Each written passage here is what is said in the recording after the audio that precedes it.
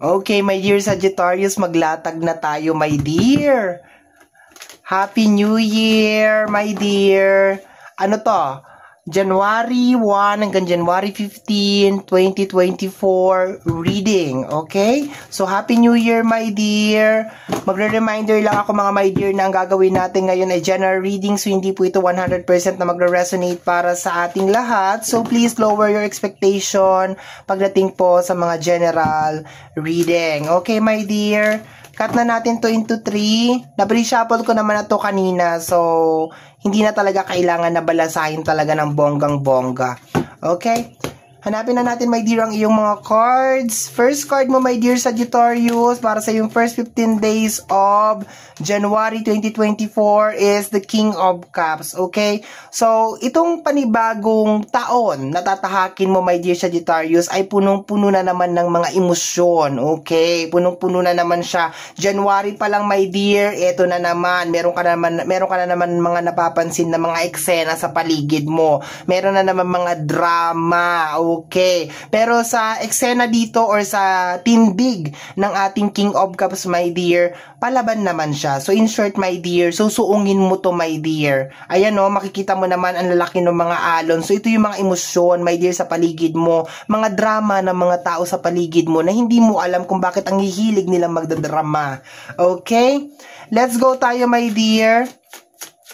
At least, yung energy mo is fighter. Ibig sabihin, moving forward ka. Handang-handa ka, my dear, na suungin or salubungin itong mga napapansin mo na mga eksena sa paligid. Okay, madadrama ng mga tao. Okay, we have here the Page of Sword. Okay, nangingi ka lang naman talaga ng guidance na gabayan ka the entire the whole year, okay? The whole year of 2024. Okay, nagabayan ka, bigyan ka ng malawak na pag-intindi, pag-unawa, kasi baka hindi mo matansya itong mga taong ito na hanggang ngayon eh nandyan pa rin at pinuputakti ka pa rin, okay? So, nandyan pa rin sila, my dear. Never change. Pero at least, yung energy mo, yung spirit, my dear, is very positive. Yun ang mahalaga dun, my dear. Sabi ko nga sa'yo, my dear, noon pa, sinasabi ko na hindi natin kaya, my dear, kontrolin yung energy ng labas o ng mundo. Ang kaya natin kontrolin is yung ating sarili. Hindi mo naman pwede sabihin, my dear, dyan sa kapitbahay mo, tama na nga yung pagiging chismosa mo. Di ba? Hindi mo naman pwede sabihin yon. Tama naman yung pagiging pakialamera mo. Hindi mo naman pwede sabihin yon.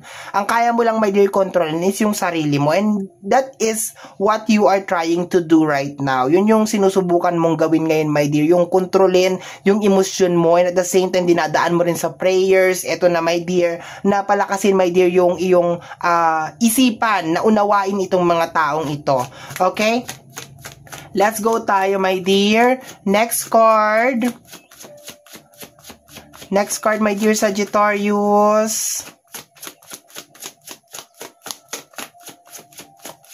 Okay, we have here the Eight of Swords. Ayan, trap card energy to, my dear. So, oo nga, napapaligiran ka ng mga negative energy, my dear. Pero ang kagandahan lang dito sa card na to, my dear, na nakukuha ko dito na aura or energy na lumalabas sa card na to is dahan-dahan mo nang nalalaman kung sino ang sino. Ibig sabihin kung ano yung mga kakayanan or abilidad nitong mga taong ito. At para kang natututong sumayaw sa tugtog nila, my dear. Yun ang nakukuha ko dito. Natututo kang makisama, natututo kang intindihin sila, unawain sila sa abot na makakaya mo. Kahit na siguro merong mga oras na parang ikaw yung nadidihado o ikaw yung lumalabas na masama, pero iniintindi mo pa rin sila, my dear. Nandito pa rin naman talaga sila, ayan o.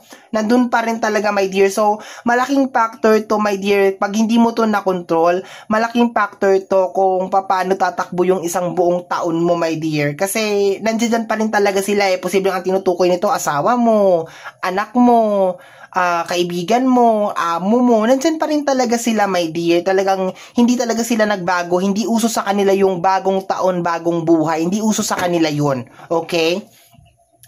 Next, my dear, let's go na tayo. 2024, first 15 days of January. We have here the Empress, okay? So, posibleng nasa family area to, okay? Nasa loob ng pamilya. Ang hirap ng ganito, my dear, no?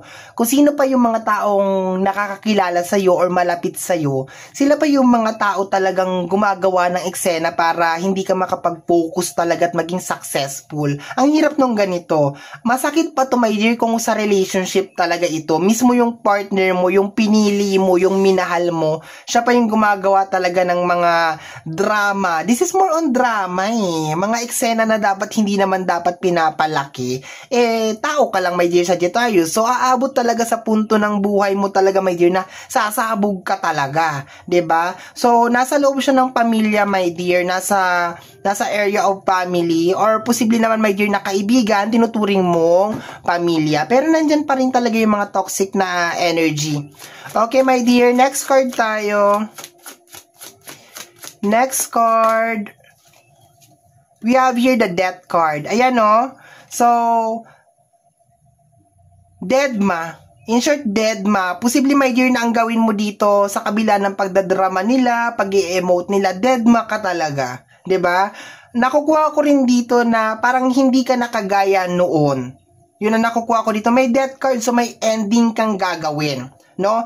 Ang nakukuha ko na energy pa dito sa card na to, my dear, sa King of Cups and the Death card, pag humarang ka sa dadaanan ko, sasagasaan kita. Ganun ka, ano yung energy mo dito, my dear? Kasi pagod ka na siguro talaga, my dear, eh. Pagod ka na. So, pag humarang ka sa dadaanan ko, sasagasaan talaga kita.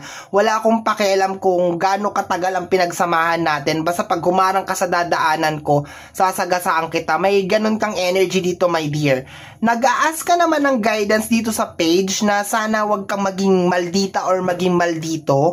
Pero, tao ka lang eh. So, hindi natin maiiwasan yan, my dear. Additional cards tayo. Yan, family.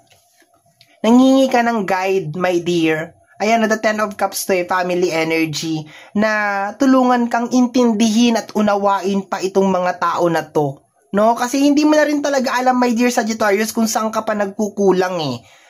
Ano pa ang mali, 'di ba? Ano pang kinakailangan mong gawin? Pero so far, medyo mabigat tong pinaka first row natin kasi death card siya.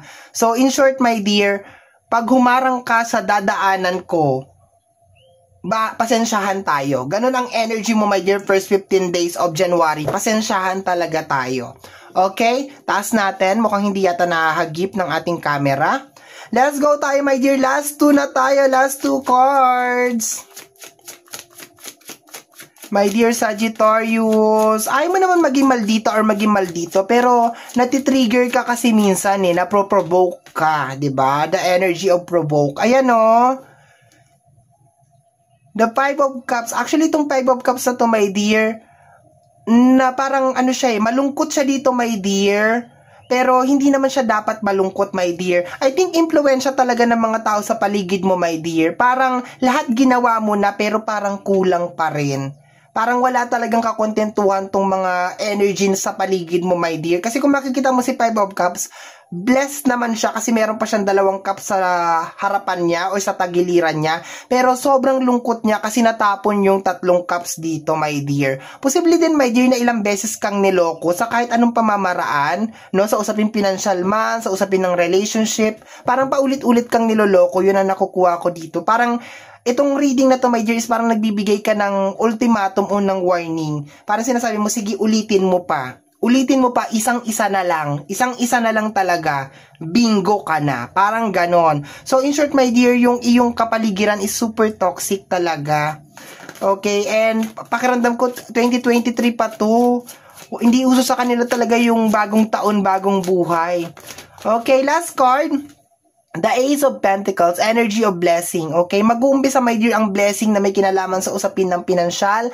Sa first 15 days of January, congratulations. Yun nga lang talaga, my dear, may mga asungot talaga sa gilid-gilid na posibleng sumira talaga ng maganda mong energy. Okay? We have here the 10 of Swords. Pagod ka na, my dear. Pagod ka nang intindihin sila, unawain sila, mag-adjust para sa kanila. Pagod ka na. Posibleng backstabbing energy din to. Ito yung mga tao na posibleng nakangiti pagkaharap ka, pero pag nakatalikod, ayan, kung ano-ano mga eksena ang kung ano-ano mga ganap at eksena ang mga pinaggagawa, 'di ba?